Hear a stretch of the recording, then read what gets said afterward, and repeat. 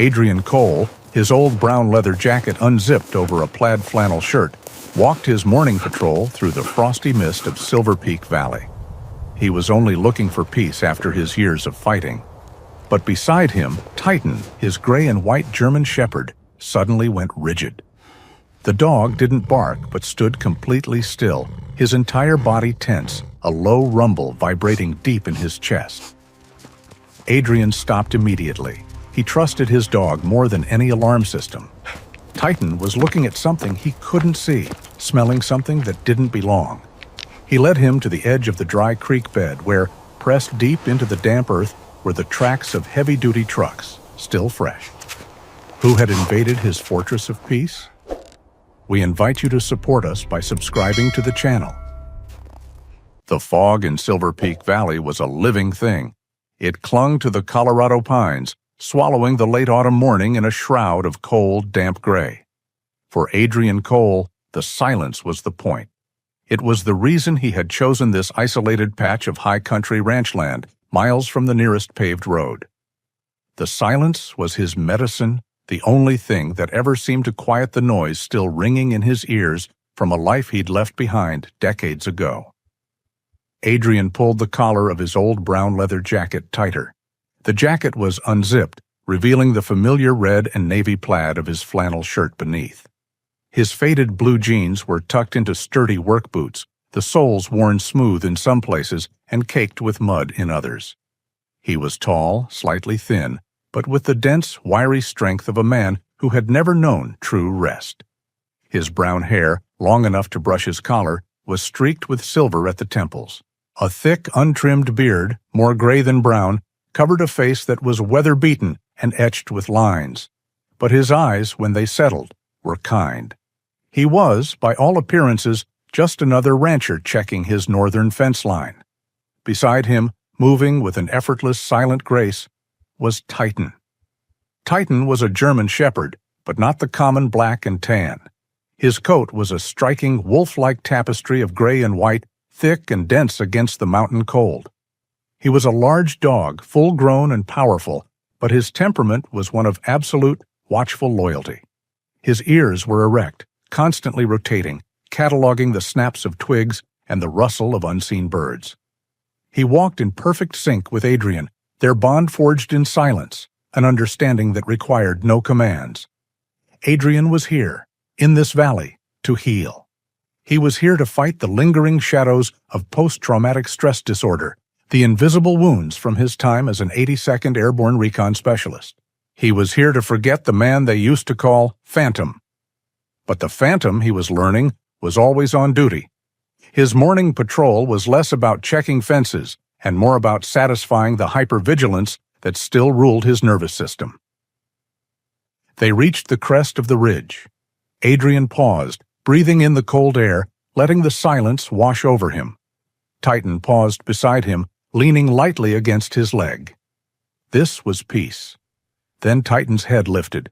The dog's posture changed instantly. He moved a few steps forward, his body lowering slightly, his nose pressed deep into the damp earth near the fence line. A low, uncertain whine escaped his throat, a sound of confusion, not aggression. "What is it, boy?" Adrian's voice was quiet, rough from disuse. He walked over, his eyes scanning the perimeter. At first, he saw nothing, just mud and pine needles. Then he saw what Titan had found. It was not the track of a deer or an elk. It was not the boot print of a lost hiker. It was a tire track, or rather, a set of tracks. They were deep, pressed inches into the earth, cutting through the morning frost. The tread pattern was aggressive, military grade, designed for heavy-duty vehicles. Too heavy for any local rancher, too wide for a standard pickup. Adrian knelt, the old instincts taking over, the farmer persona dissolving. His fingers brushed the edge of the rut. The earth was still soft, the edges sharp. This was fresh. Within the last 12 hours, he followed the tracks with his eyes. They didn't just cross his property, they probed it, stopping near the ridge, then turning back the way they came. A cold feeling, entirely separate from the autumn air, settled in his stomach. This was not a mistake. This was not a lost hunting party. This was reconnaissance. "Let's go home, Titan," Adrian said. His voice was different. The kindness in his eyes was still there, but it was now overlaid with a layer of sharp, analytical focus. They moved back toward the farmhouse, their pace quicker, the silent bond of the morning patrol replaced by a new, shared urgency. The farmhouse was simple, a two-story structure built of solid timber, its defenses invisible to the naked eye. As they reached the porch, Adrian's satellite phone, a rugged piece of equipment he kept in his jacket, vibrated. He didn't use a cell phone. Service was non-existent this high up. He glanced at the caller ID. Lydia. Lydia was his closest neighbor, though close in Silver Peak Valley meant 7 miles down the mountain. She was a sturdy woman in her late 60s who ran the feed store and knew everything that happened in their isolated community. He answered. "Lydia." "Adrian? Thank goodness you picked up." Her voice was thin, strained with a worry that was unlike her. I'm sorry to bother you, but something strange is going on." Adrian looked back toward the ridge, the tire tracks now invisible, but printed permanently in his mind. "I think you might be right." "The Hendersons," she said, her voice dropping. "They're gone." Adrian frowned. The Hendersons were the third ranch down. "Gone where? On vacation?" "No," Lydia said, and the sound of a shaky breath came over the line. "Gone. Just gone. Packed up overnight. Their cattle are still in the field. I drove by this morning, and the place was empty. A for-sale sign nailed to the gate. A sign I've never seen before, from some big investment group."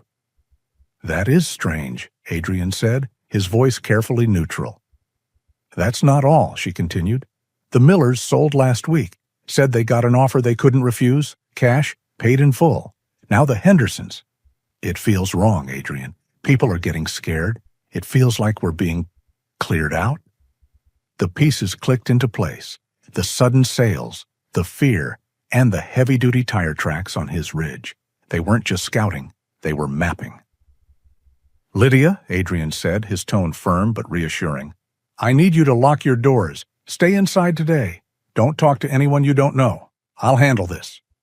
"Handle what? What's happening?" "I think some people who don't belong here have taken an interest in our valley," he said. "Just be safe. I'll check in with you tonight." He ended the call and stood motionless on the porch. Titan sat at his feet, looking up, sensing the profound shift in his master. The man who had walked out into the fog that morning was a farmer seeking peace. The man standing on the porch now was someone else entirely.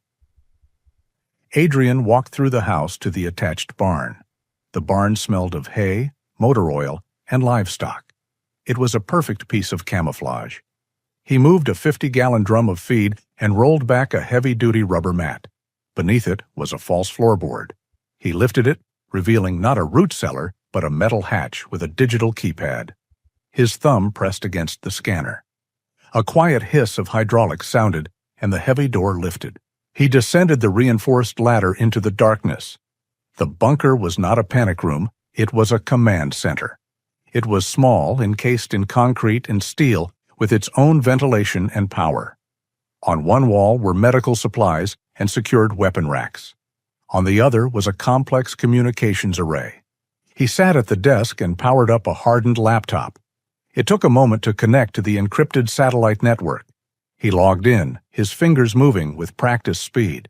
One new message was waiting in his secure inbox. It was from a contact he hadn't spoken to since he'd died to the world 10 years ago. The message was brief, coded in a system they had developed in places that didn't appear on maps. He decoded it in his head. "Stick Syndicate, Silver Peak, Logistics Hub, active." Adrian Cole closed his eyes. The Stick Syndicate, not a local gang, a transnational criminal organization known for its brutality and its meticulous military-style planning. Lydia was right. They were being cleared out. The Syndicate was taking the valley, and his farm, the one that controlled the main mountain pass, was the last piece on their board. He had come to Silver Peak Valley to escape his ghosts. He had come here to find peace. A deep, heavy sigh escaped him. He opened his eyes and looked at his reflection in the dark screen. The phantom looked back, his eyes cold and ready. Adrian Cole switched on the rest of the systems. The valley might be isolated, but it was no longer undefended. Adrian Cole sat in the steel silence of the bunker, the decoded message glowing on the hardened laptop screen. Stick Syndicate, Silver Peak, Logistics Hub, active. It was a declaration of war. He closed his eyes, not in despair, but in grim acceptance. The peace he had spent a decade building was an illusion, shattered by a single encoded line. He felt the old self returning, the phantom climbing out of the deep mental box he had locked him in. It was a cold, sharp, and brutally efficient persona, and Adrian hated him. Above him, from the barn floor, came a soft, anxious whine, followed by the click of Titan's claws on the wood above the hatch. The dog knew. Titan always knew when the man he loved was slipping away, replaced by the ghost. "I'm here, boy," Adrian said, his voice a low rumble. "I'm still here." He powered up the encrypted satellite phone. His contacts were few, old, and buried deep. He only had 3 numbers he could call. He dialed the first. It rang once. "Yeah." The voice was clipped, alert. "Sid, it's Phantom," Adrian said. A pause. The name Phantom was a key, unlocking a shared, violent history. "Phantom is retired," Sid replied, his voice unchanged. "Silver Peak Valley, the shadows are moving." Another pause, this one shorter. "ETA, 4 hours." The line went dead. He dialed the second number. "Vargas." "Phantom, it's critical. Bring the tools, all of them." "Are we building or breaking?" Vargas's voice was always calm, thoughtful. "A little of both." "ETA, 5 hours. Don't start the party without me." He stared at the third number. This was the hardest call. He took a deep breath, the cold bunker air feeling thin in his lungs. He dialed. "Doc?" A long silence on the other end, then a voice heavy with weariness and empathy. "Adrian, I was hoping I'd never get this call." "It's happening, Doc," Adrian whispered, the farmer momentarily pushing the phantom aside. "They're here." "I know. Sid called me. I'm already on the road. We're coming, Adrian. We're not letting you go through this alone." "It's not that," Adrian said. I need you to keep me straight." "That's why I'm coming," Doc said softly. "Lock the doors. We'll be there before the storm hits." Adrian shut down the terminal and climbed the ladder, sealing the hydraulic hatch. Titan was waiting, pressing his cold, damp nose into Adrian's hand, anchoring him to the real world. Adrian put on his old brown leather jacket, leaving it unzipped over the red and navy plaid flannel shirt. He was still Adrian Cole, the farmer. But the phantom was now looking out through his eyes. The first to arrive was Sid. He didn't drive up the main road. He simply materialized from the fog at the edge of the tree line, like a piece of the shadow detaching itself. He was a slender man with a hawk-like nose and restless, intelligent eyes that cataloged everything. He carried only a light backpack. "Phantom," he nodded, his eyes already scanning the roofline, the windows, the approaches. "You look old." "You look jumpy," Adrian replied. "The air's bad." Sid stepped into the barn. Titan sniffed his legs, and then, satisfied, gave Sid's hand a brief lick. "Dog's good. That's new." "He's Titan." An hour later, a heavy rumble announced the arrival of Vargas. He pulled up in a commercial utility truck that read Vargas Construction and Mining. Vargas was a broad-shouldered man, built like the mountains he specialized in moving. His demeanor was the opposite of Sid's. Where Sid was electricity, Vargas was stone. He was calm, unhurried, and looked like he was just arriving for a job. He opened the back of the truck, revealing specialized heavy-duty tools in reinforced cases. "Good to see you, brother," Vargas said, giving Adrian a hug that threatened to crack his ribs. The last to arrive was Doc. He came in a nondescript sedan, looking like a weary country doctor. Doc was the oldest of the group, his hair completely white, his face a map of kindness and profound exhaustion. He was the only one Adrian trusted with the maps of his own mind. They gathered in the barn, the large doors shut against the cold. The air smelled of hay and ozone. Sid and Vargas were already looking at the valley maps Adrian had retrieved from the bunker, laying them out under the barn's single yellow light. "They're smart," Sid said, tapping the map. "They took the Henderson and Miller places first. They secured their flanks. Your farm, Adrian, this is the critical junction. It's the high ground, controls the pass. They have to take it. They can't move their main operation until they do." "They're professional," Vargas added, studying the tread marks in the photos Adrian had taken. "These are not just thugs. The Stick Syndicate uses ex-military. They won't swarm. They will probe, assess, and dismantle. We need to be better." Doc hadn't joined them. He stood by the barn door, watching Adrian. Titan had left the others and was sitting by Doc's feet, sensing the man's quiet authority. "Adrian!" Doc called out, his voice cutting through the tactical discussion. The barn went quiet. Sid and Vargas looked up. "You're not here," Doc said, walking toward him. "You're in the bunker in your head. You're the Phantom." Adrian's jaw tightened. "I have to be." "No, you don't." Doc stopped in front of him. "Look at me. Why do you think we came? Because you called? Because of the Syndicate?" Adrian didn't answer. "We came because of you," Doc said, his voice soft but intense. "For 10 years, you've been fighting the shadows in your head, Adrian. You've been fighting ghosts from operations that didn't exist, for reasons that didn't matter. You've been drowning." He gestured to the maps. "This is not a shadow. That Syndicate is real. This valley," he pointed out the window, "is real. Lydia is real. Titan is real." "Ta!" Doc put a hand on Adrian's shoulder. "This is the first time in a decade you've had a chance to fight for something that matters. You're not the Phantom, here to haunt a battlefield. You're Adrian Cole, defending your home. This isn't a mission. This is an intervention. This is how you heal." Adrian looked at Doc, and for the first time, the cold focus in his eyes wavered, replaced by the weary farmer. He nodded, a single, sharp movement. "Good," Doc said, patting his shoulder. "Now, let's show these monsters why they shouldn't have disturbed your peace." The atmosphere in the barn shifted. The tension broke, replaced by a focused, unified energy. "All right," Adrian said, turning to the maps. His voice was his own.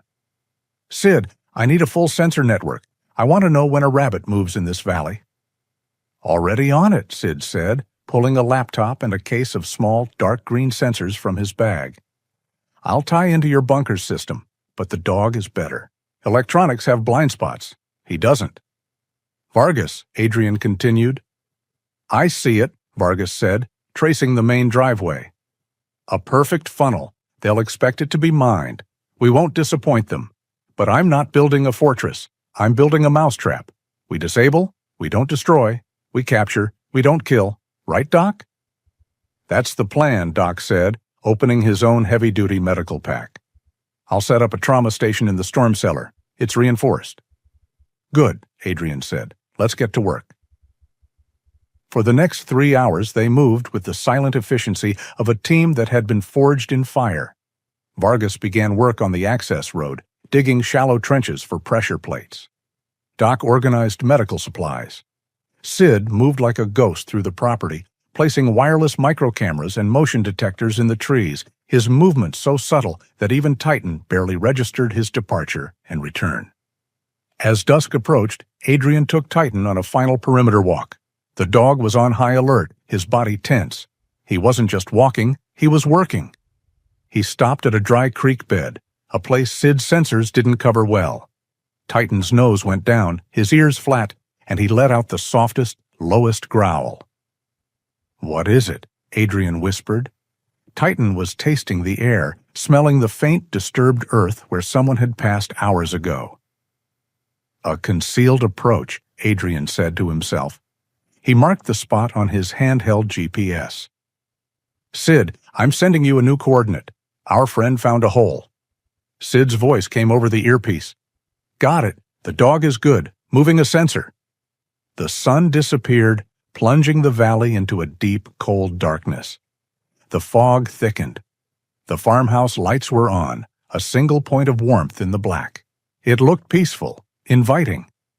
But the farm was no longer just a home. It was a trap. Adrian stood on the porch, Titan sitting at his feet, his breath fogging in the cold. He was no longer a farmer waiting for a storm. He was a veteran surrounded by his brothers, waiting for the enemy. The farmhouse sat in the heavy, oppressive silence of the Colorado night. Inside the barn, the only sounds were the soft clicks of Sid assembling a new comms relay and the quiet scrape of Vargas checking his wiring. The single yellow light cast long, distorted shadows. Suddenly, a sharp static hiss broke the silence, delivered to Adrian's earpiece. "Movement," Sid's voice was a clipped whisper. "3 vehicles, fast approach from the south, slowing at the driveway." Adrian didn't hesitate. "Doc, Vargas, cellar, now. Sid, go dark. Full sensor monitoring only."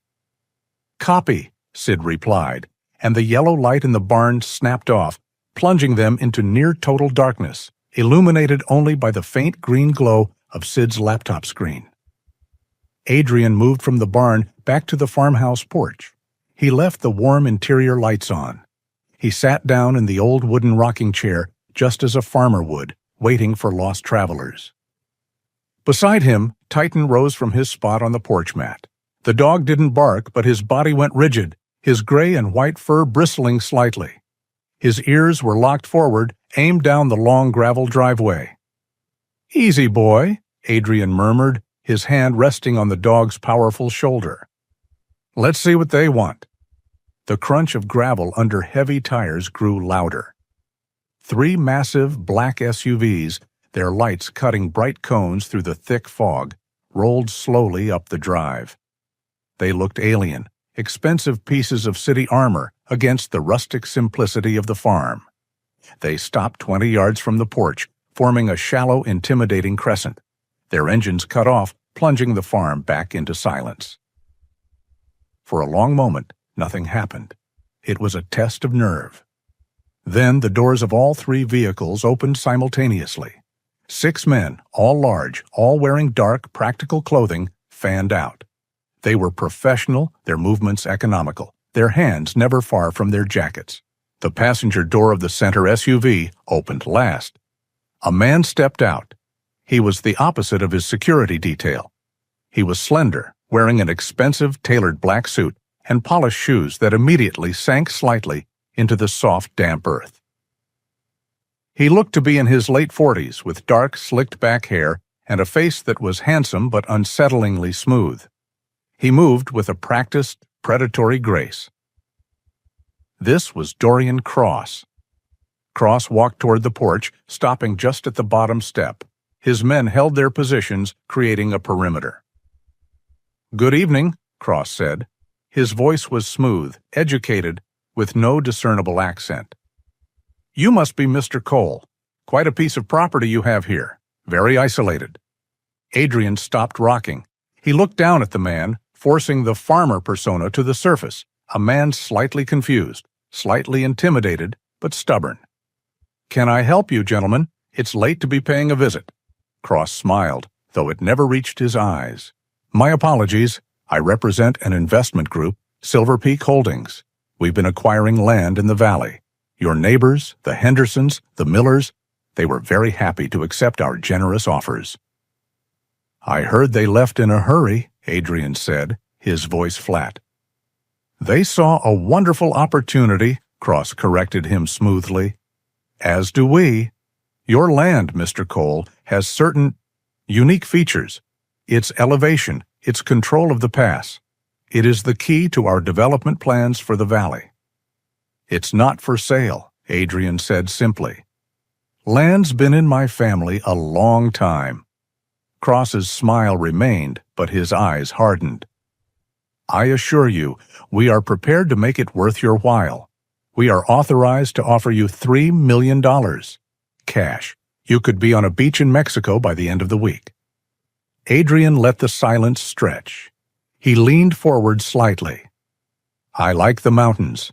I'm not interested in the beach, and I'm not interested in selling. I think you should leave." The politeness vanished from Cross's demeanor. The temperature on the porch seemed to drop several degrees. "Mr. Cole," Cross said, taking one step up onto the porch, "I think you misunderstand the situation. This valley is changing. Progress is coming. You cannot stand in the way of progress. You can either be a very rich part of that future, or you can be a very sad memory." He walked closer, his eyes scanning Adrian. "Accidents happen out here. The winters are harsh. Old farmhouses.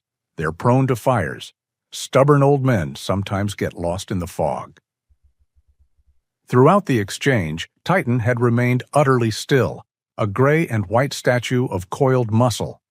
He had not looked at the 6 men. He had not looked at the vehicles. His entire focus was on Dorian Cross, watching the man's hands, watching his eyes. Cross finally seemed to notice the dog's intense stare. He stopped just out of reach. "A beautiful dog," Cross said, his voice turning cold and sharp. "German Shepherd. Loyal?" He made the mistake of looking directly into Titan's eyes, trying to stare him down. "It would be a terrible shame," Cross continued, his gaze shifting back to Adrian, but his threat clearly encompassing the dog. "If something were to happen to him, or to his owner, a man all alone out here, he needs to be careful who he says no to." The sound was almost too low to hear. It was not a bark, not a snarl. It was a deep, resonant rumble that seemed to come from the earth itself. Titan's lips curled back just enough to show the white of his canine teeth, a silent, menacing promise. The dog did not move, but every fiber of his being was focused on Cross. Cross, who had faced armed men and brutal violence, took an involuntary half-step back. The mask of civility was gone, replaced by a flash of genuine anger. Adrian placed his hand on Titan's head. The rumbling stopped, but the tension remained. When Adrian spoke, the farmer was gone. The voice was flat, empty of emotion, and terrifyingly cold. "That," Adrian said, meeting Cross's gaze, "would be a very serious mistake." The 2 men stared at each other. Cross was the first to look away. He had seen something in Adrian's eyes that didn't belong to a simple farmer. He had expected a sheep and found something he couldn't identify. He visibly composed himself, straightening his suit jacket. "Think about my offer, Mr. Cole." He pulled a sleek black business card from his pocket and placed it on the porch railing. "You have 24 hours. After that, the offer becomes significantly less generous. I do hope you make the wise choice." Cross turned without another word and walked back to his SUV. His men collapsed the perimeter, sliding back into the vehicles with practiced efficiency. The convoy turned, their headlights sweeping across the yard, and disappeared down the driveway. Adrian waited until the sound of their engines was swallowed by the fog. He picked up the business card and glanced at it. Silver Peak Holdings, a fake company. He crushed it in his hand. Titan let out a low, anxious whine, his body finally relaxing. "It's okay, boy," Adrian said, scratching the dog's ears. "They're gone." His earpiece hissed. "Adrian," Sid's voice was urgent, electric. "Get to the bunker, now." Adrian and Titan moved quickly through the dark farmhouse and into the barn, sealing the door behind them. Adrian unlatched the heavy floor hatch, and they descended into the concrete command center. Sid was at his terminal, headphones pressed to his ears. Doc and Vargas stood behind him, their faces grim.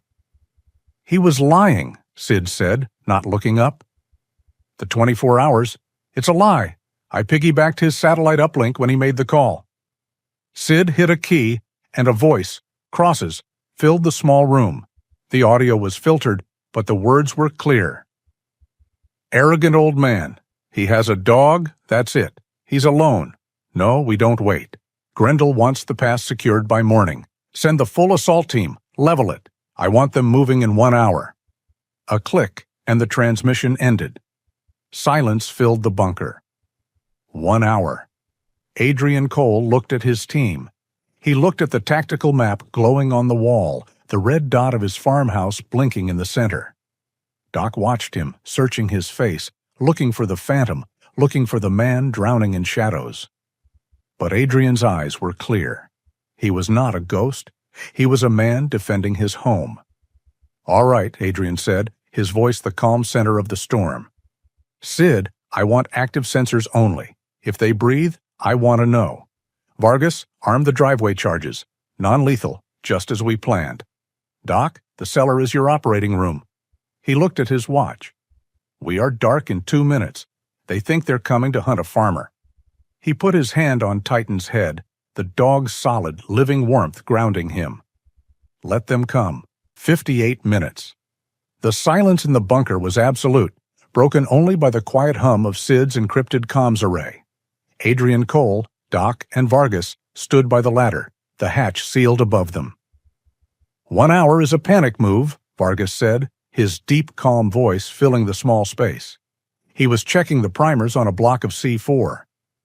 "Grendel is angry. Cross failed. Now they'll use a sledgehammer." "Which is what we want," Sid said from his terminal, not looking up. "A sledgehammer is loud. It's clumsy. It doesn't check for holes."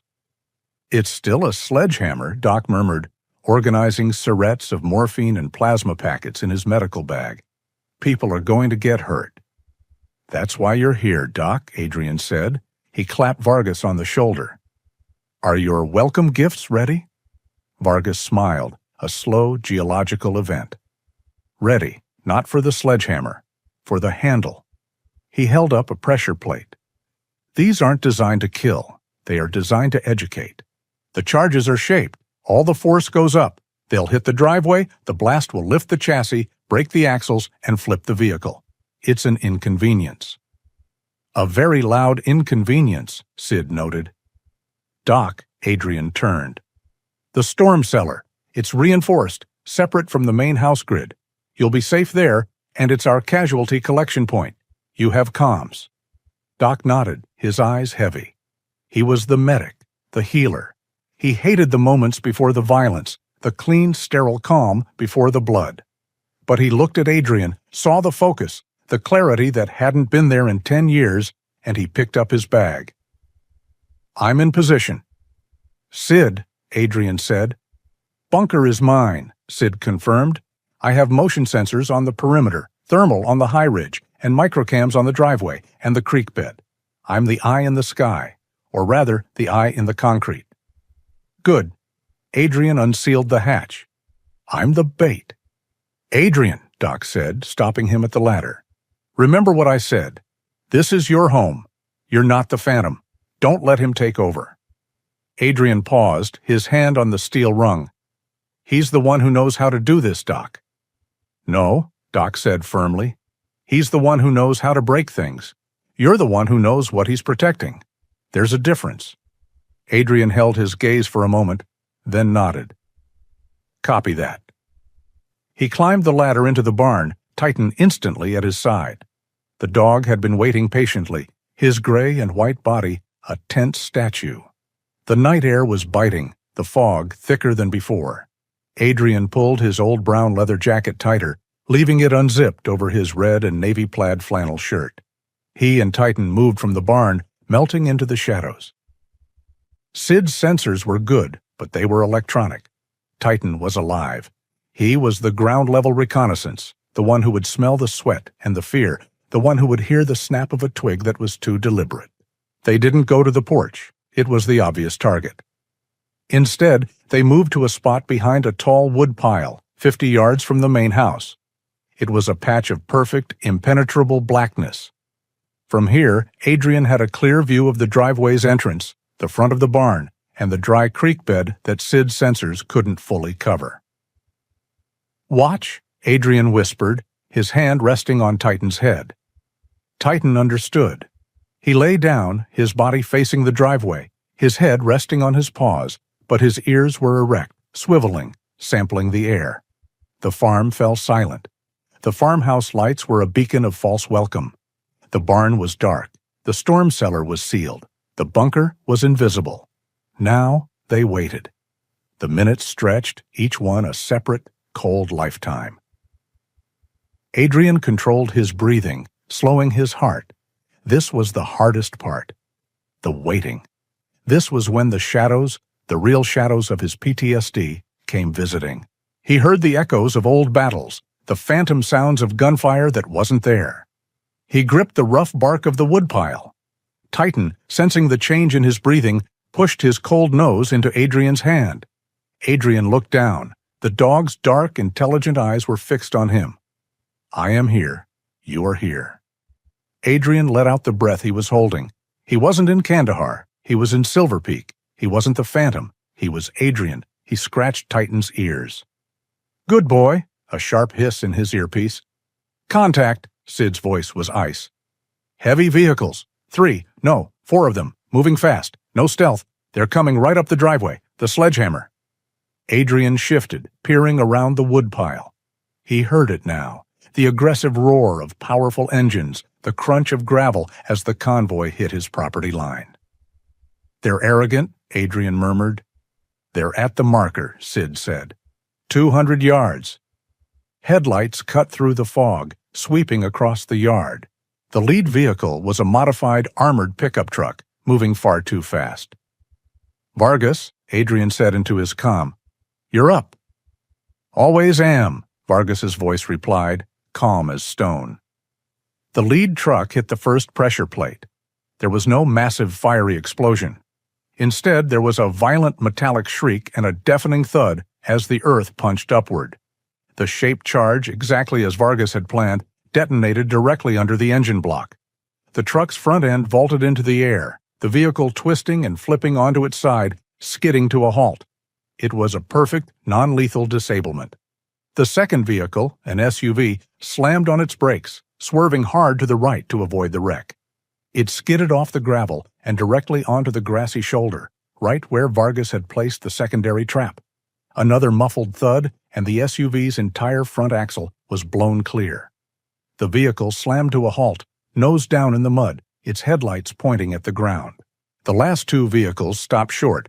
Doors were thrown open. Men, at least a dozen, poured out, shouting in Spanish, their weapons raised. They were confused, disorganized, expecting mines, but not this.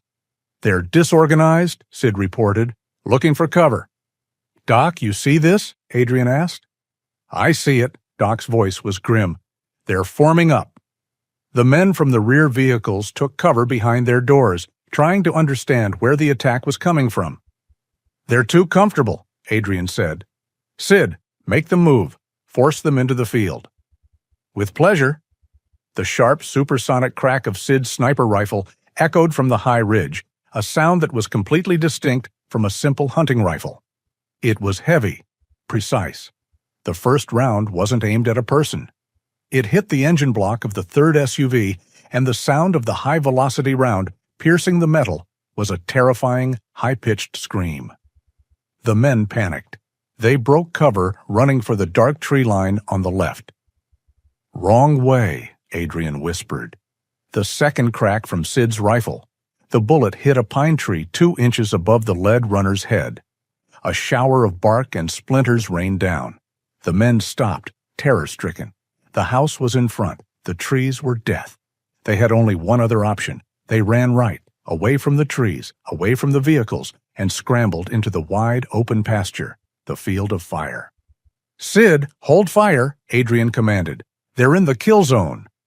He and Titan watched from the shadows as the cartel soldiers, soaked in the yellow glow of the remaining headlights, stood exposed and terrified in the middle of the field. The farm was silent once more. But this time it was not a silence of peace. It was the silence of the trap, sprung and waiting. The pasture was a killing field, but nothing was dead. The 11 cartel soldiers stood frozen in the open, caught between the blinding headlights of their disabled convoy and the terrifying unknown threat that had just crippled their attack. They were professionals, but they were trained for firefights, for brutal assaults, not for this. Not for a silent, foggy valley that seemed to be fighting back. A man, clearly a squad leader, barked orders in Spanish, trying to rally them into a defensive circle. "Form up! Find the shooter! Where is the shooter?" "Sid," Adrian's voice was a cold whisper into his comm. "Keep them busy. Make them look up."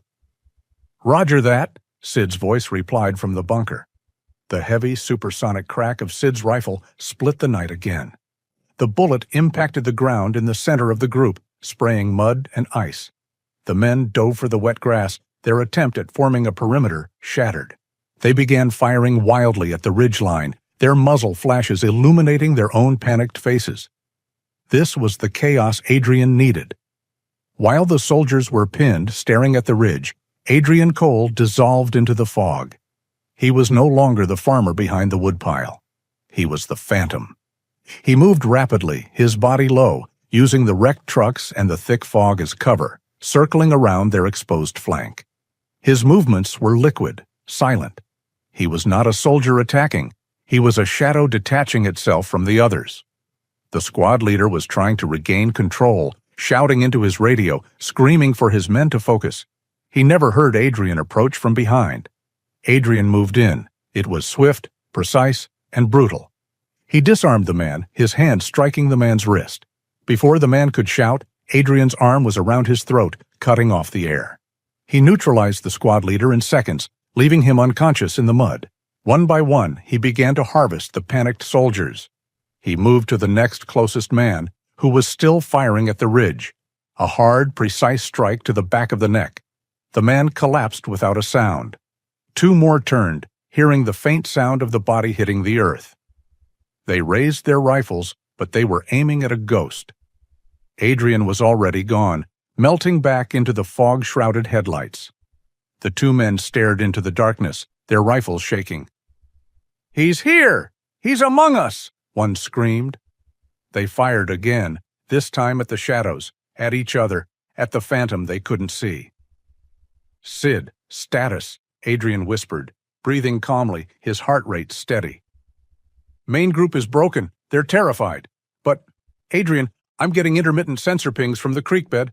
The hole Titan found." Adrian froze. He was near the woodpile, having circled back. Titan was no longer lying down. The dog was on his feet, his gray and white body rigid, his head locked, pointing directly at the darkness of the dry creek bed. Titan was not looking. He was listening.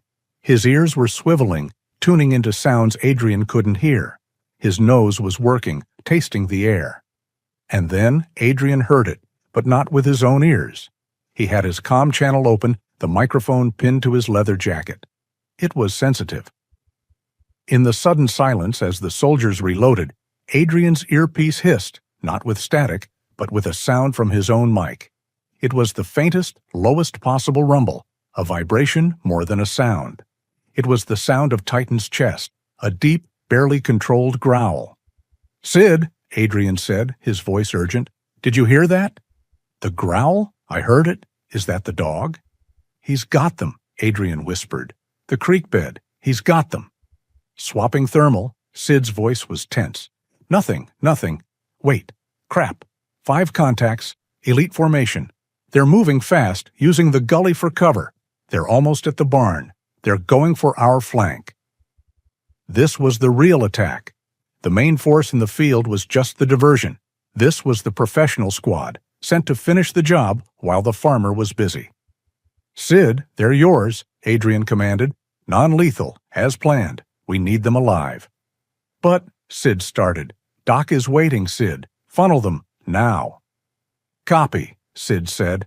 His voice firmed. "Engaging."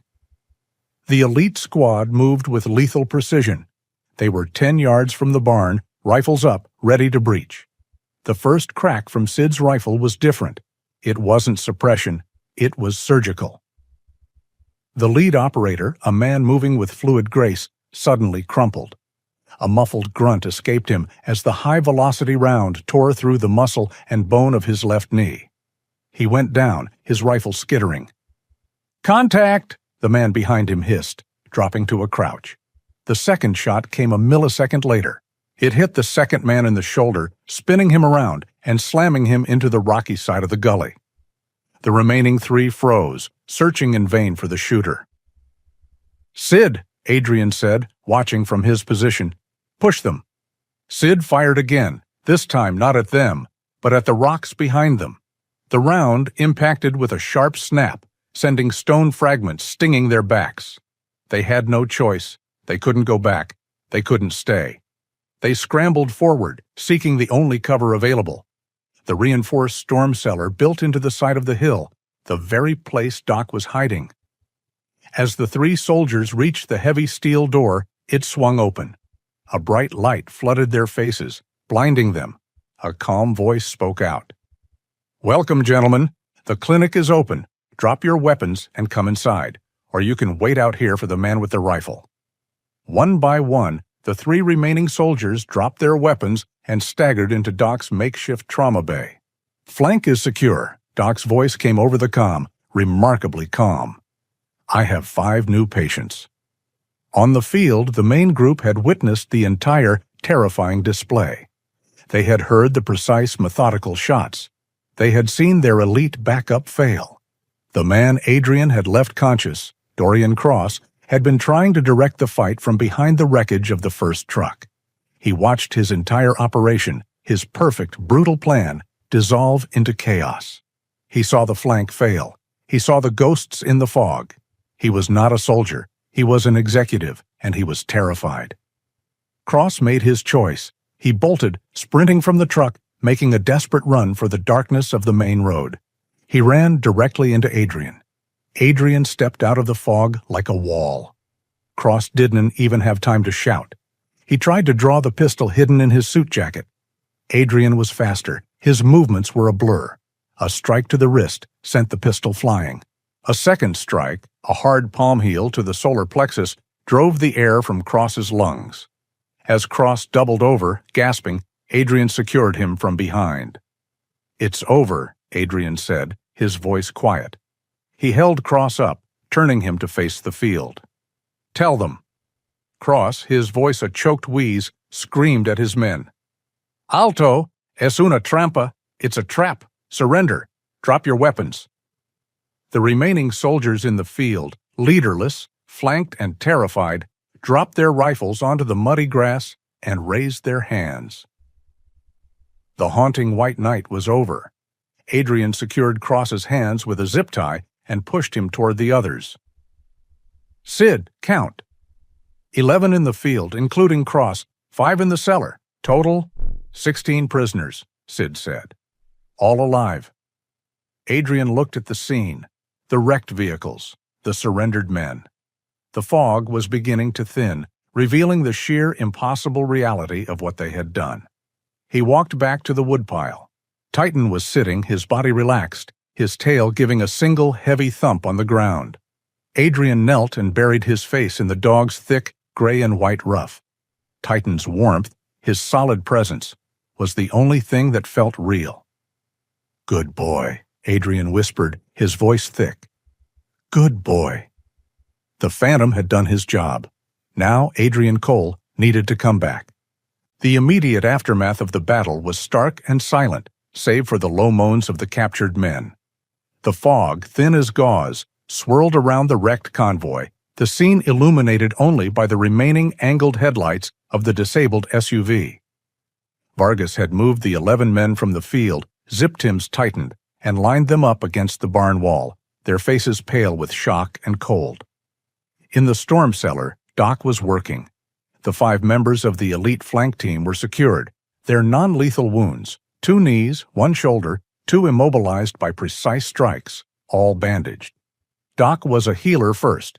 He treated his prisoners with the same detached professionalism as he treated his own team. Adrian Cole stood in the center of the yard, the adrenaline beginning to fade, leaving a deep, bone-chilling cold in its wake. He wore his old brown leather jacket unzipped, the red, navy, and white plaid flannel shirt beneath, providing little warmth against the damp. Titan stood pressed against his leg, a solid, warm presence. The dog's gray and white ruff was damp from the fog. Adrian was counting. 16 prisoners. A clean victory. But the victory felt hollow. "Sid," Adrian spoke into his comm, his voice low. "Keep listening. Find out where they came from and who they were talking to. Cross was just the messenger." "Copy," Sid's voice hissed back from the bunker. "Running traces now." Adrian looked at the prisoners. He needed to know what came next. He walked toward the barn, Titan trotting silently at his heel. Dorian Cross had been separated from the others. Vargas had secured him to a heavy support beam inside the barn, away from his men. Cross's expensive suit was ruined, torn and stained with mud. His face was a mask of disbelief and icy rage. "You're a dead man," Cross spat as Adrian approached. "You have no idea what you've done. You just signed this whole valley's death warrant." Adrian stopped a few feet away, just outside the ring of yellow light from the single overhead bulb. He let the shadows cover his face. Titan sat at his feet, his dark eyes fixed on Cross. "You work for the Stick Syndicate," Adrian stated. It wasn't a question. Cross's arrogance faltered. "How do you—" "You use ex-military teams for acquisitions," Adrian continued, his voice a monotone. "But you use local cutouts for distribution. You overpay, then you intimidate. You prefer non-lethal pressure until the target resists. Then you escalate to arson, then accidents. You've done this in 3 other states, Arizona, New Mexico, now here." Cross's face went pale. "Who are you?" "The man who just dismantled your entire assault force with 4 people, Adrian said. "Now, you're going to tell me who is coming next." "Go to hell." "I've been," Adrian said, stepping into the light. The farmer was gone. Cross was looking at the phantom. "The man you work for, the one you called Grendel. Who is he?" Cross just stared. Adrian sighed and turned away, as if bored. "It doesn't matter," Adrian said. "If you won't tell me, Sid will find him. Vargas will prep the explosives. And Doc has 16 wounded men to practice on. Maybe we'll just drop you all at the sheriff's office. The Syndicate will appreciate that, won't they? They love loose ends." Fear. Cross was an executive, not a soldier. He understood consequences. "You can't," Cross whispered. "He'll find me. He'll find all of us." "Grendel," Adrian said, turning back. "Tell me." Cross laughed, a dry, cracked sound. "Grendel isn't a man. He's a monster. He's the one who makes the plans. He's the one who enjoys the tactics." Adrian felt the first prickle of ice on his spine. "What tactics?" "He doesn't just kill people," Cross said, his voice dropping, as if afraid the man himself might hear. "He takes them apart. He uses psychological warfare, asymmetric tactics. He finds what you care about and he burns it, finds who you trust and he turns them. He breaks you before he ever fires a shot." Adrian's breath caught in his throat. He looked at Doc, who was standing at the barn entrance, listening, his face grim. "He's ex-military," Adrian said. It was not a question. Cross nodded. "Rogue, ex-special operations. The Syndicate found him, or he found them. He's their architect. He believes in one thing: absolute, precise, psychological dominance. He loves the game." Adrian felt like the ground had fallen away. He knew that doctrine. He had lived that doctrine. He had taught that doctrine. He was staring into a mirror. Grendel wasn't just an enemy. He was Adrian's own dark side, the very part of himself he had come to Silver Peak to kill. He was the phantom, but without a conscience. He felt a wave of dizziness, the shadows of his PTSD rushing in, the echoes of old, dark missions. He put a hand on the barn wall to steady himself. Titan instantly pushed his head under Adrian's other hand, sensing the sudden shift, the spike of fear and confusion. Adrian grabbed the dog's ruff, anchoring himself. Doc started to walk toward him, his expression full of concern. "Adrian—" A sharp static hiss blasted in their earpieces, making them all wince. "Adrian!" Sid's voice was electric, strained. "I've got him. I found Grendel's main hub. He's not in Mexico. He's not in Arizona." "Where is he, Sid?" Adrian managed to say, his voice thick. "He's inbound. I'm intercepting encrypted military-grade signals. He's not sending another team, Adrian. He is leading the second wave. Personally." A heavy silence filled the barn. "Status," Adrian commanded. "It's bad," Sid said. The first wave was Cross trying to impress the boss. "This is the boss coming to clean up the mess. I'm seeing former Mexican Special Forces, Colombian mercenaries. This is his private army, heavily armed. They're not coming to knock. They're coming to exterminate. Vargas, who had been listening, walked over. They'll be anticipating our traps. Grendel knows we're organized. He knows we're professionals. He'll expect the sniper, he'll expect the explosives, he'll expect the flank. He's expecting me, Adrian said, his voice quiet. He's expecting the phantom. He knows how I think. The team looked at him. The victory from minutes ago was gone, replaced by the grim reality of an unwinnable fight. So, Doc said, how do we beat him? Adrian looked down at Titan. The dog was still watching him, unwavering, his dark eyes full of trust. We use the one thing he can't anticipate, Adrian said. The one asset he has no counter for. He knelt in front of Titan. Vargas, I need that canine harness you were working on, the lightweight one. The camera harness? Vargas looked confused. It's just a prototype. Get it, Adrian commanded. Vargas retrieved a light nylon harness from his truck. It had a small, low-light, high-definition camera mounted on the back. Grendel will be watching for electronics, Sid warned. He'll have thermal. The camera is for us, Adrian said, deftly fitting the harness onto Titan. The dog stood patiently, accepting the new weight. It's not the main tool. Grendel will anticipate our tactics. He'll send scouts. He'll set his own traps. He'll try to out-phantom the phantom. Adrian looked at Titan's nose. But he can't counter this, Adrian said. Sid's sensors are good, but they detect motion. Titan detects intention. He smells the sweat on a man hiding in a tree. He hears the breathing of a scout in a gully. He's not just a sensor, he's counter-recon. He will find their scouts before they find us. He will find their tripwires. He will be our eyes and our nose. He attached the small, insulated wire from the harness to Titan's collar, syncing it to his own handheld. This is a lot to put on him, Adrian, Doc said softly. Adrian looked up, his eyes clear and hard. He's not a pet, Doc. He's a partner.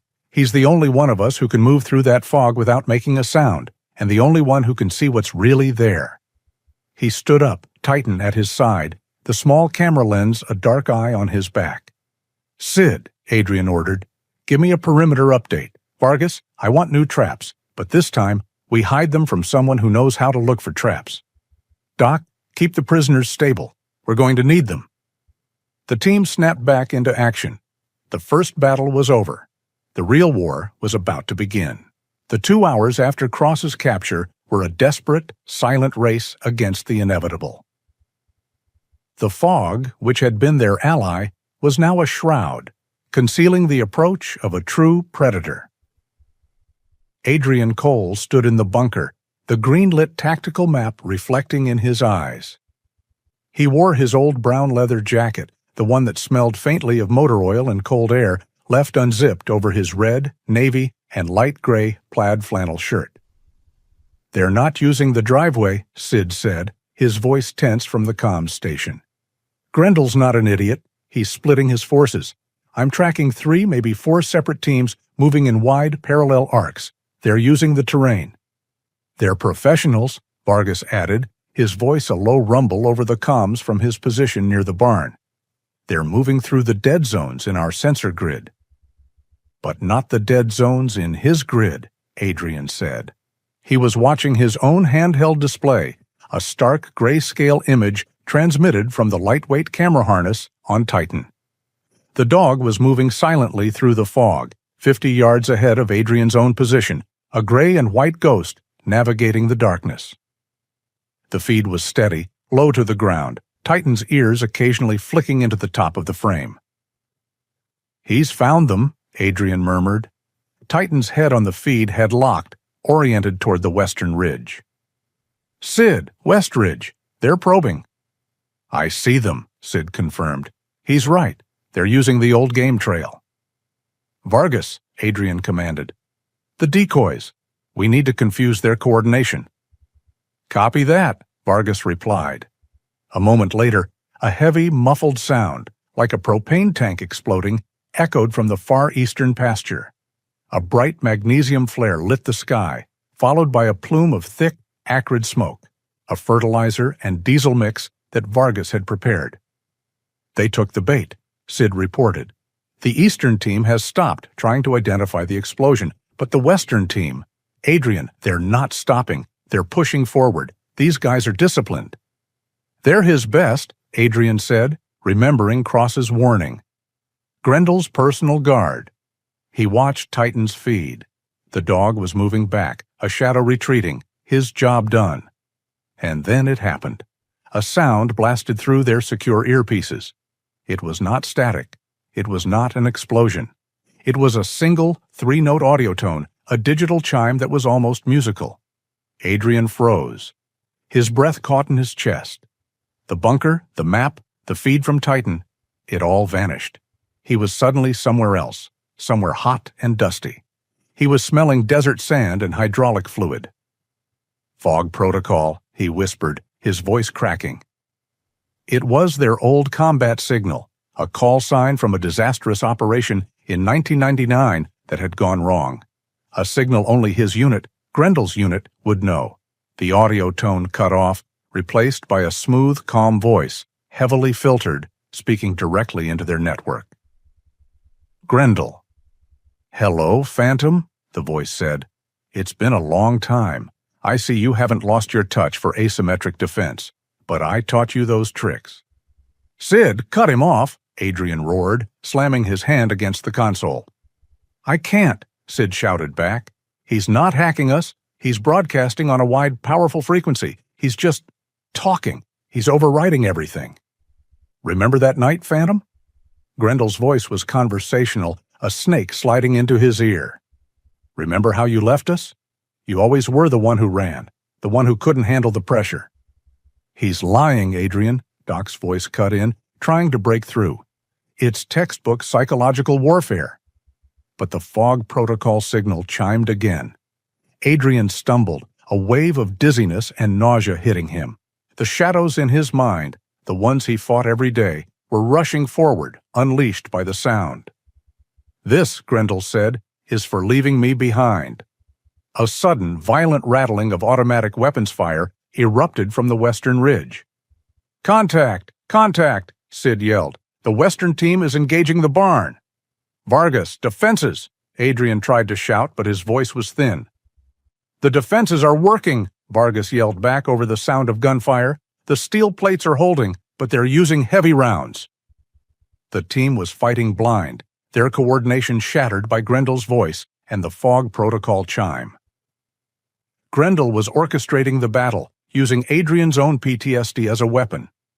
Adrian stared at the handheld display. His hands were shaking. He couldn't think. The chime echoed in his head, the sound of failure. "I am here. You are here." He looked down. Titan had returned. The real Titan, not the one on the screen. The dog was pushing his head hard against Adrian's leg, whining, sensing the panic, the collapse. Adrian looked at the dog, then at the camera feed. On the screen, the grayscale image of the fog was steady. Titan, though worried about his master, was still working. His camera eye was locked on a new position. Not the barn, not the ridges. He was staring at the old woodpile, the same one Adrian had hidden behind hours before. Through the fog, the camera was picking up intermittent thermal blooms.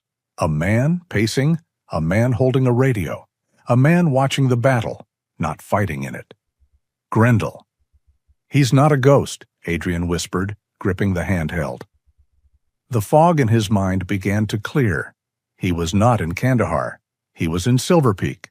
This was not 1999. "Doc," Adrian said, his voice clear. "I'm okay." He looked at the tactical map. Grendel was at the woodpile. His elite team was pinned, trying to assault the reinforced barn.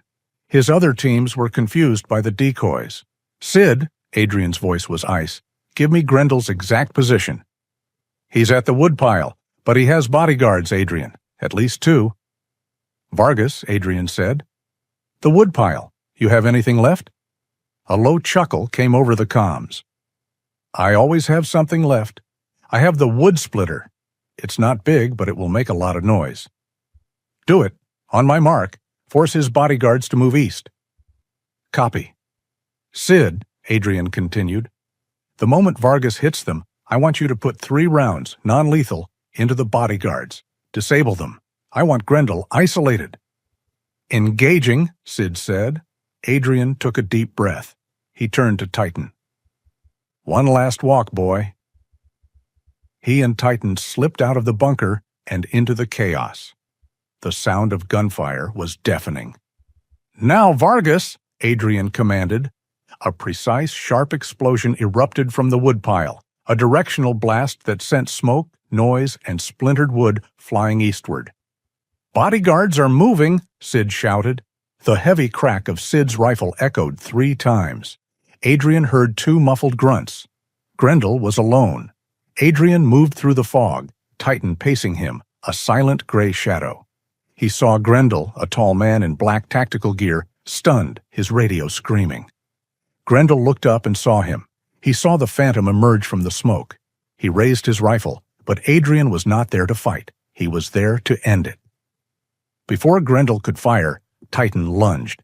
The dog was not trained to attack, but to disable. He hit Grendel low, at the knees. The man stumbled, his shot going wild. In that single moment of imbalance, Adrian closed the distance. The fight was over before it began.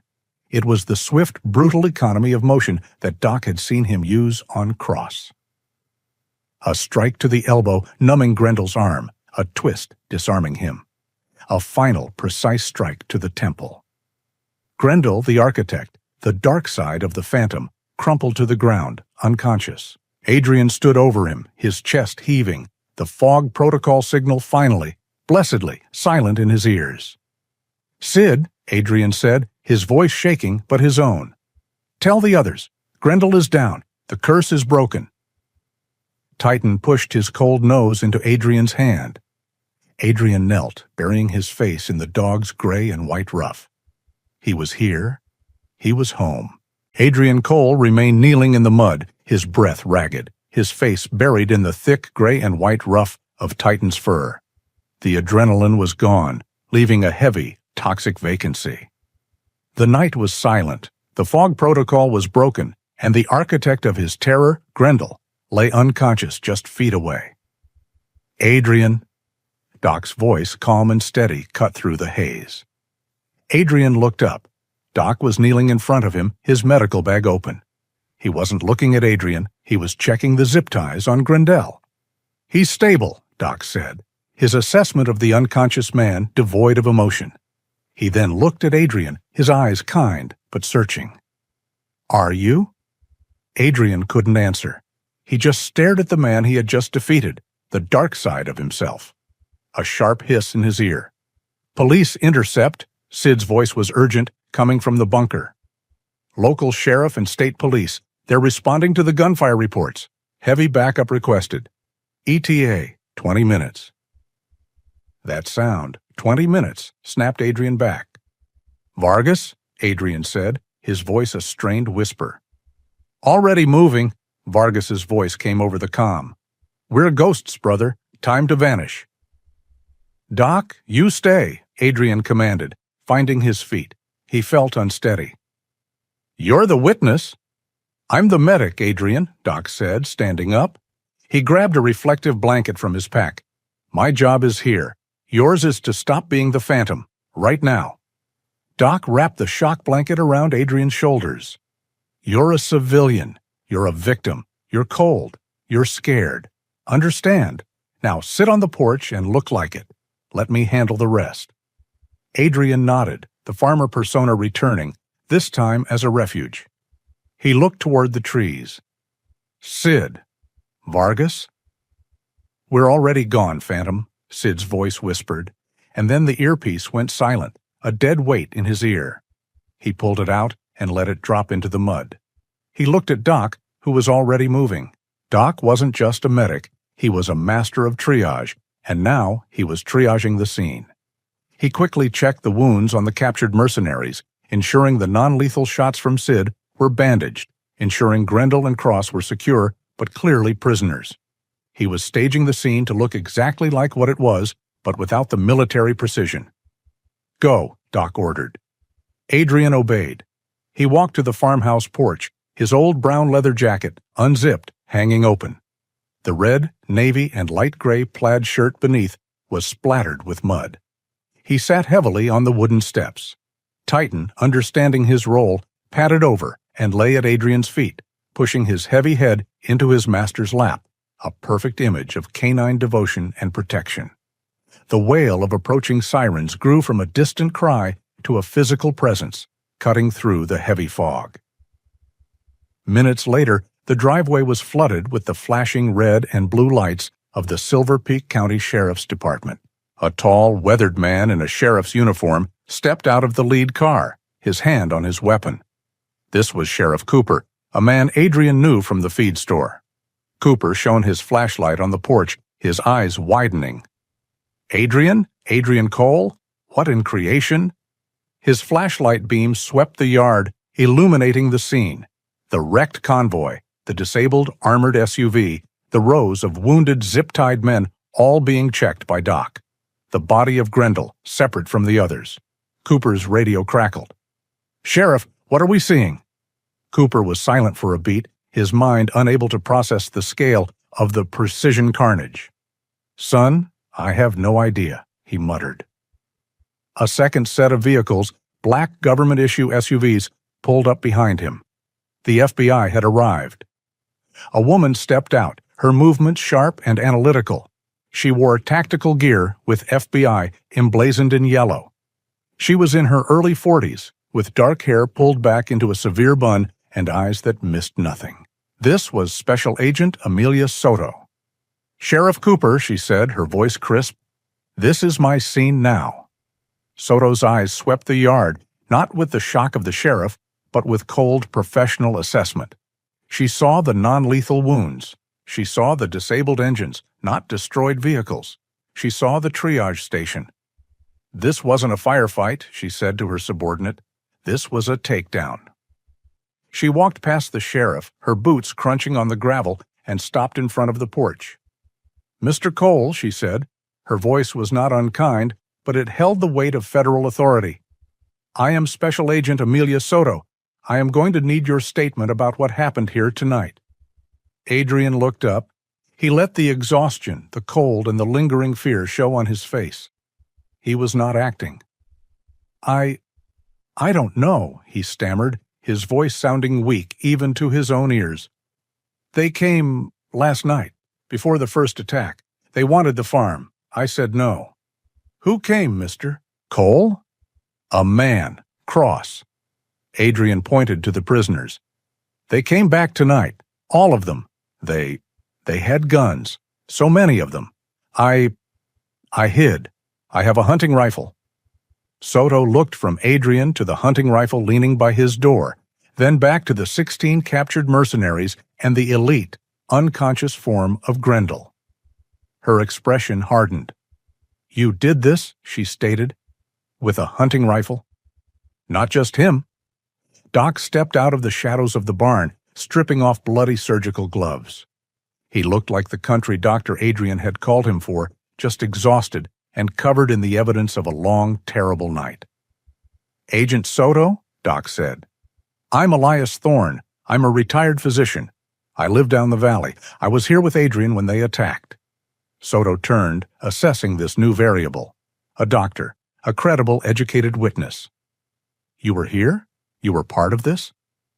"I was here," Doc said, "because Adrian called me after the first visit. He was scared. I'm the one who called 911 when the shooting started." Soto looked at the scene, the tactical precision.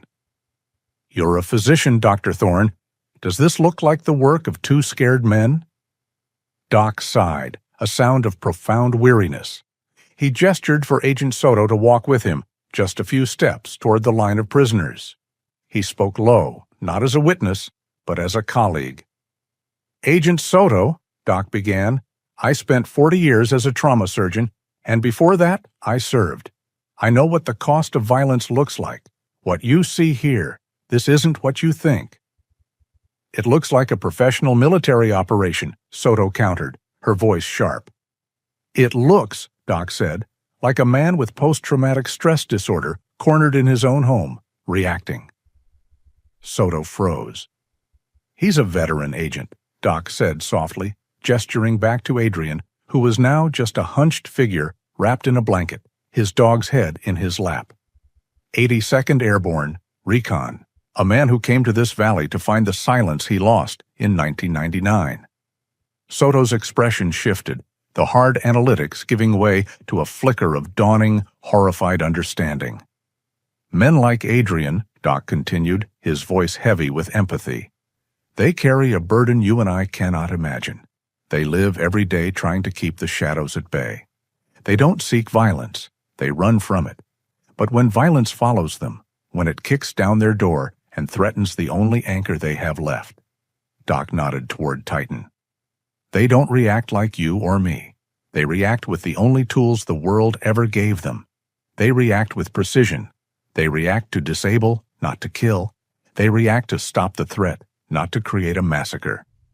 Soto looked back at the wounded, the clean bandages, the shots to the knees, the shoulders, the lack of executions. "They, the cartel, thought they were attacking a soft target," Doc said, his voice hardening. "They thought they could break a lonely old farmer. They didn't realize they were cornering a man who has lived through worse and who had something real to protect." He looked directly at Soto, his eyes pleading. "This isn't a crime scene, Agent. This is a tragedy, but it's their tragedy, not his. He was just defending his home." Special Agent Soto was silent for a long time. She looked at the captured men, their high-tech gear. She looked at the unconscious Grendel. Then she looked at Adrian Cole, the farmer, the victim, the phantom. She turned back to the sheriff. "Sheriff Cooper," she said, her voice now firm, all business. "Secure the prisoners. We have 17 suspects in custody. Get them to a federal facility. It seems Mr. Cole and Dr. Thorne have a clear-cut case of self-defense." She walked away toward her team. Doc let out a breath he didn't know he was holding. He walked back to the porch and sat next to Adrian. He didn't say anything. He just put a hand on his friend's shoulder. The cover was confirmed. The farmer was safe. But the phantom, Doc knew, would never truly be gone. 3 weeks passed. The Silver Peak Valley, free from the immediate shadow of the Stick Syndicate, did not return to normal. It evolved. The 17 prisoners, including a still unconscious Grendel and a terrified Dorian Cross, had been taken into federal custody. Special Agent Amelia Soto, true to her word, had filed a preliminary report that supported a self-defense narrative heavily influenced by Doc's powerful testimony on veteran PTSD. The official story was that a reclusive veteran and his physician friend had been targeted by an unknown criminal element and had, against all odds, survived. But Adrian Cole and the Valley knew the truth. The Syndicate was a hydra. They had cut off one head, but the body was still moving. The first change was the integration of his team. They were no longer ghosts. They were becoming locals. Vargas, the combat engineer, officially moved his Vargas construction and mining business from a truck to a physical location. He'd purchased the abandoned Miller property at a federal auction, one of the farms the Syndicate had seized. The barn was now a fully functional repair shop, and Vargas, with his calm demeanor and incredible skill, was soon fixing tractors and reinforcing foundations for ranchers all over the valley. He was also, Adrian knew, reinforcing those foundations with steel plates and hidden Kevlar-lined compartments. Sid, the recon specialist, took over the old Henderson place, the one with the high ridge. He'd filed paperwork to open the Silver Peak Marksmanship and Safety Club. To the locals, it was a place to sight in their hunting rifles. To the team, it was a high-tech observation post and a training ground where Sid subtly taught the ranchers advanced observation techniques under the guise of long-range target shooting. And Doc, true to the cover story he'd given Agent Soto, officially came out of retirement. The Valley's previous physician, Dr. Evans, had been one of the first to be bought out by the Syndicate. The local clinic was empty. Doc, using his real credentials as Elias Thorne, M.D., filed the paperwork and reopened it. He was now the Valley's trusted physician, a position that gave him unparalleled access to the community and the ability to monitor its health, both physical and psychological. Adrian remained the farmer, his old brown leather jacket and plaid flannel shirt, a uniform of quiet simplicity.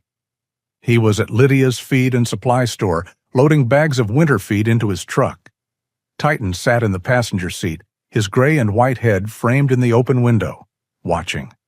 Lydia, her face showing more life and less fear than it had in months, was tallying the order. "That's the last of the high-protein grain, Adrian," she said, making a note on her clipboard. "The new community watch meeting is tonight. Are you coming?" Lydia had taken to the idea of a community watch with a fervor Adrian hadn't anticipated. She was the hub of Lydia's network, the civilian heart of their defense. "Wouldn't miss it," Adrian said. "Good. Bill Thompson thinks he saw that black SUV again, the one from before." "He's right," Adrian said quietly. "Sid's been tracking it. Different team, same employers." "That's what I told him," Lydia leaned in. "We're teaching the network your trick. Observe and report. No heroes. We're just neighbors watching out for neighbors." A new truck, a shiny clean Ford F-250, pulled up. A man in a crisp new flannel shirt and clean jeans got out. He was a newcomer, one of 3 new families that had moved in over the last 2 weeks, supposedly seeking a quiet life. Titan, who had been relaxed in the cab, went still. He didn't growl. He didn't move. He just watched the man, his ears minutely rotating, his nose testing the air. The man, seeing Titan, gave a wide, friendly smile. "That's a beautiful shepherd you got there." "Thanks," Adrian said, his body angled between the man and his truck. "Just moving in up by the old quarry," the man said, still smiling, still friendly.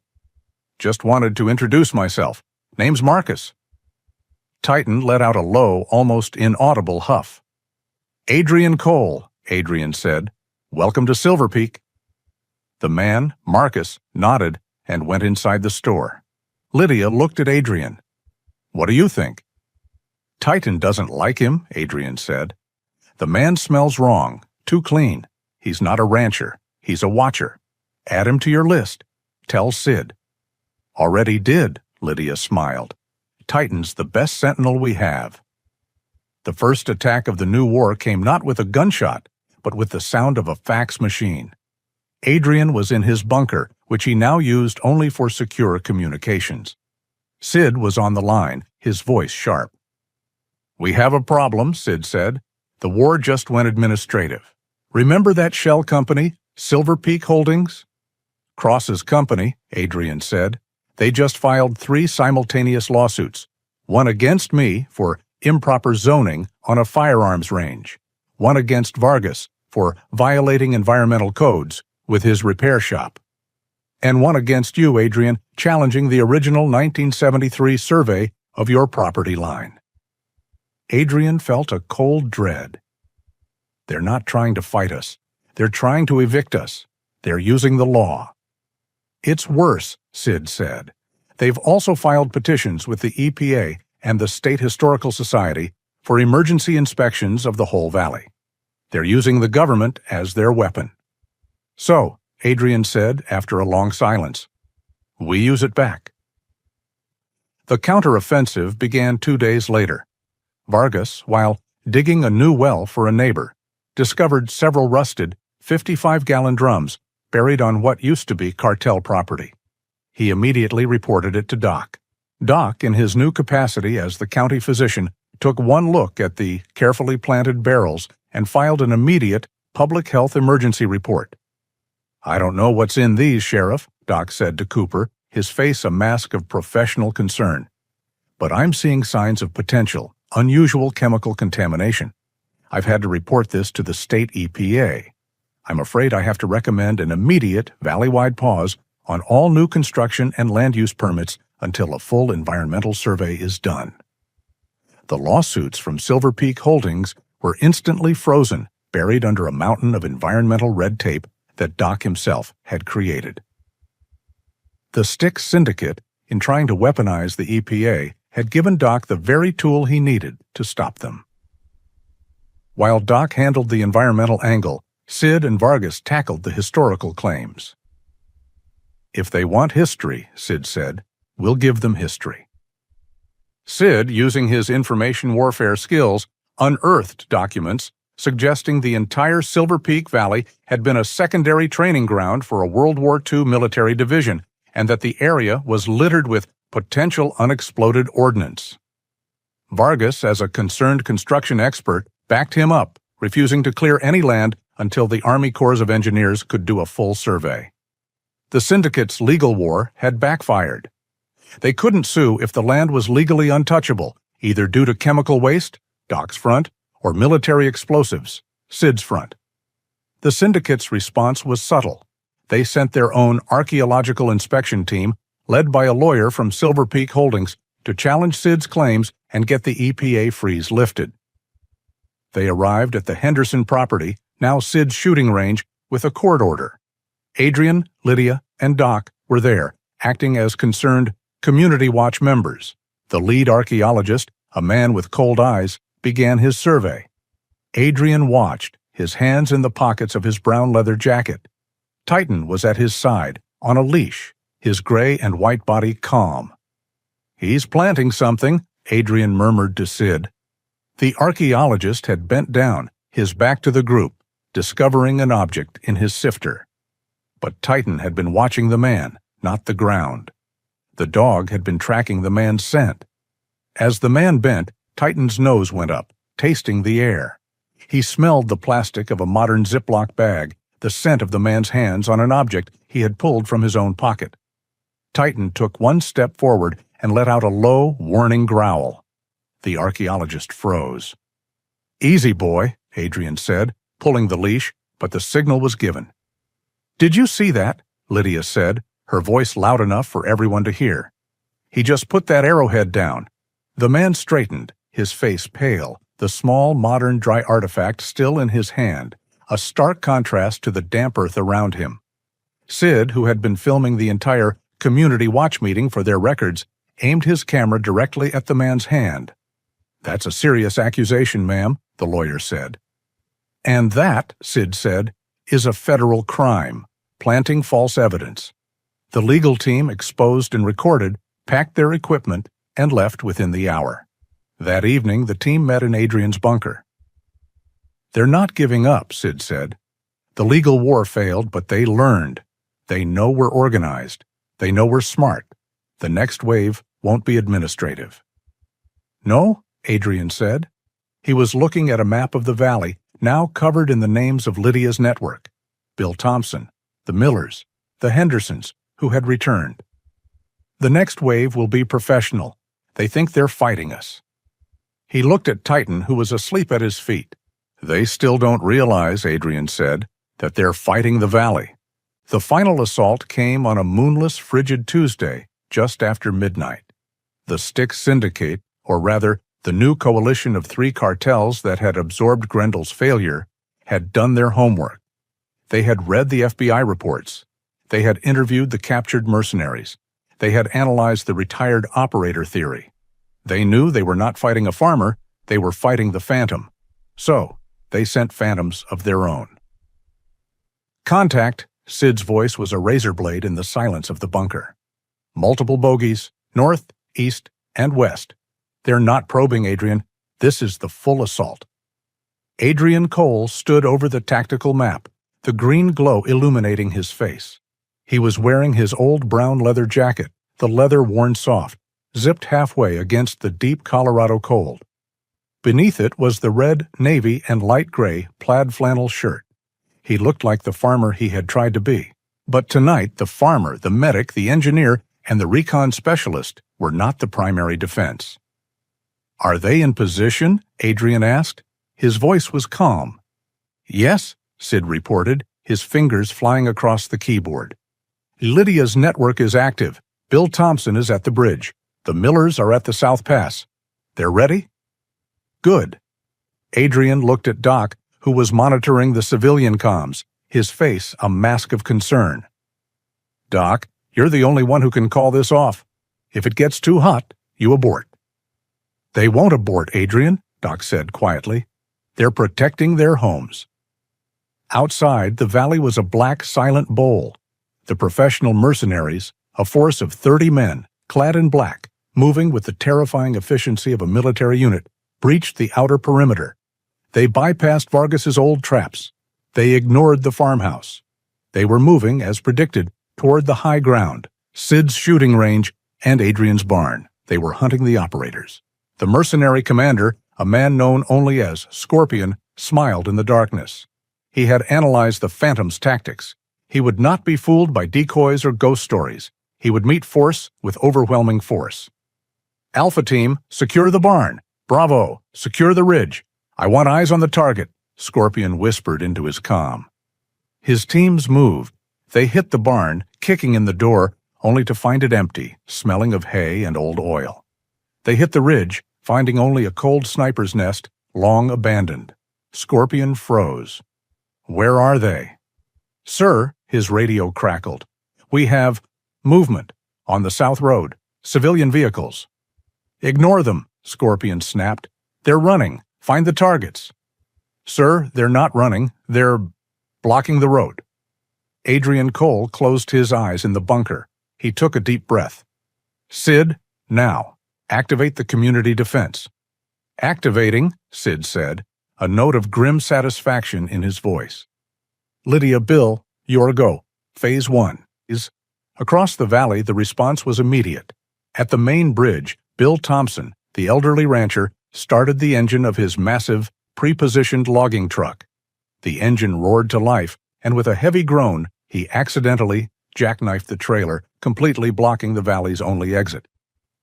Simultaneously, at the South Pass, Vargas, working with the Miller family, triggered a small, controlled rock slide, a mining accident, that sealed the secondary road.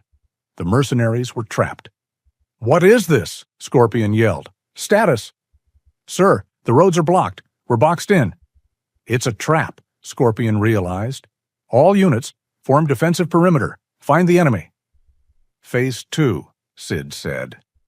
Lydia, from her position in the feed store, keyed her radio. All units, lights, now. Across the valley, on every farm, on every barn, on every silo, massive high-wattage LED floodlights, the kind used for harvesting in the dark, snapped on. The night was annihilated. The mercenaries, their eyes adjusted to the darkness, their night vision goggles amplifying the light into a blinding white hell, cried out in pain and confusion, tearing the equipment from their faces.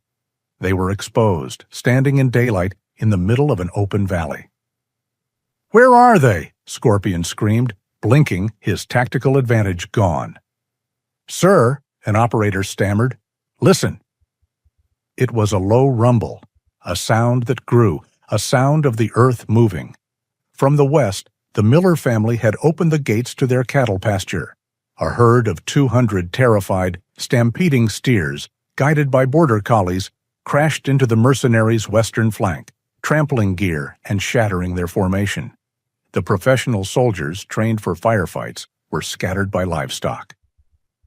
Sir, get back!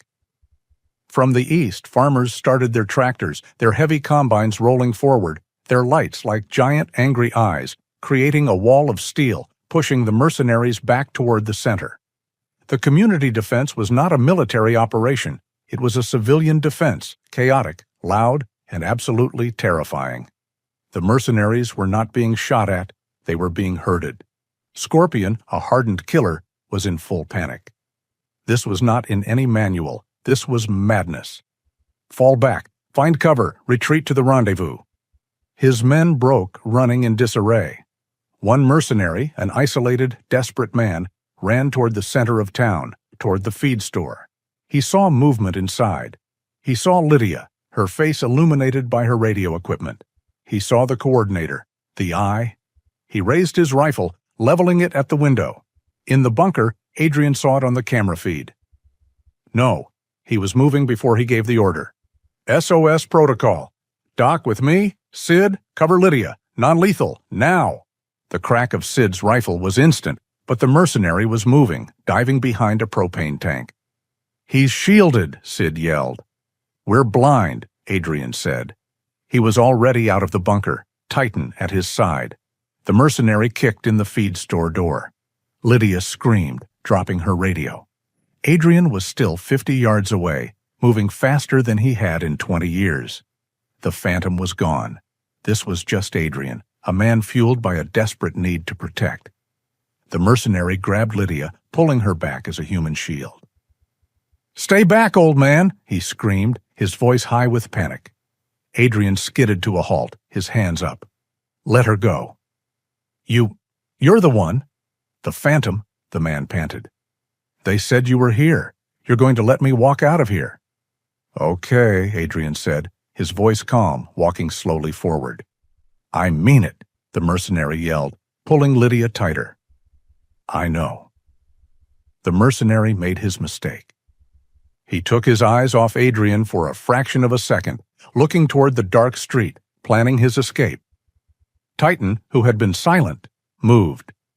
The dog did not attack the man. He lunged past him, a gray and white blur, blocking the open doorway, cutting off the escape route. The mercenary, startled, loosened his grip on Lydia. It was the only opening Adrian needed. It was not a fight. It was a swift, final, decisive action. Adrian crossed the distance in 2 strides. He didn't strike. He moved inside the man's guard, his hand grabbing the rifle, twisting it away. His other hand slammed into the man's solar plexus, driving the air from his lungs. As the man gasped, Adrian swept his leg, taking his balance. The mercenary fell and Adrian was on him, a knee on his chest, a zip tie in his hand. It was over in 3 seconds. The battle was over. The valley was silent. The mercenaries were being rounded up by farmers with shotguns and ranchers with rope. Adrian stood up, his chest heaving, the adrenaline draining, leaving the familiar, toxic sickness. He had done it. He had saved Lydia. He had saved the valley. But he had used him again. The Phantom. The Shadow.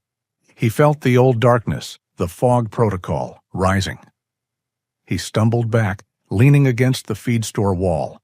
Titan pushed his head against Adrian's leg, whining. Adrian looked down at the dog, at the unconditional loyalty, the anchor. He dropped to his knees, his hands shaking. He buried his face in the thick, gray and white ruff of Titan's fur. He didn't inhale.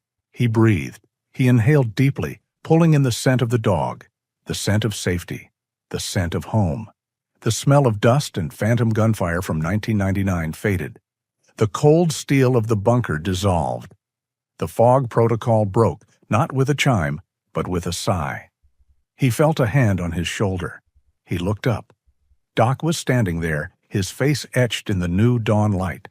He had seen the whole thing. He had seen the violence, the precision, and the release. Doc smiled, his eyes wet. "Welcome back, Adrian," he said. Adrian Cole stayed on his knees, his arms wrapped around his dog. The farmer, the protector. The Phantom was finally, truly at peace. Adrian's journey reminds us that we are never truly lost, even in the deepest fog of our past. True healing isn't found in fighting the shadows alone, but in finding our anchor, that one loyal soul, like Titan, who reminds us not what we are running from, but what we are fighting for. If this story of loyalty and redemption touched your heart, we would be honored if you shared it. We invite you to join our community by subscribing, and perhaps leave a comment to tell us about the Titan in your own life. The journey continues, and another incredible story is waiting for you right now on the screen.